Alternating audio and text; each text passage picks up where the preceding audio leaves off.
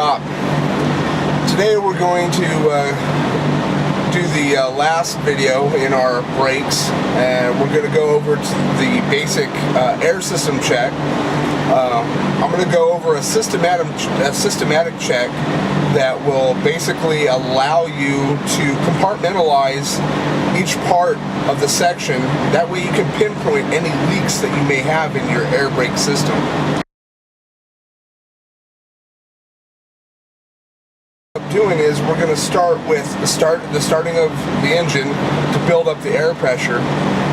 And when we start up the engine and build up the air pressure, as the pressure gauge rises, you should get a couple of warnings. You'll get a low pressure warning that should turn on when you start the vehicle, and as well as a buzzer.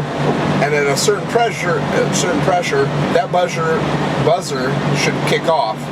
Once that buzzer kicks off, there will still be a warning light, and once the max pressure is reached, that warning light will kick off. The air dryer will give a little burst of air to show that the supply tank has been cut off, and that will be the first stage of your systematic check.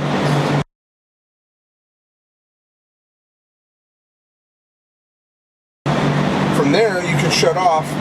Well, before you shut off, you listen basically for the air dryer. If the air dryer keeps cycling and you keep hearing that psst, psst, psst, basically your supply tank for that system, your supply system, has a leak because it's not topping off and stopping. There should be basically a check valve that will shut off and keep that from happening, and it will only resupply every once in a while. But it should automatically shut off the compressor to keep any more air from being pumped in. The next step after that, you turn off the engine. You'd wait to see if there's any drop in any of the pressure gauges. You'd restart the engine again, and after that, you're going to start going through each part of the brakes. You'll start with your PP1 valve, which is your parking brake valve, and then from there you'll move in and check your regular brake, your spring brake, by applying the brake pedal.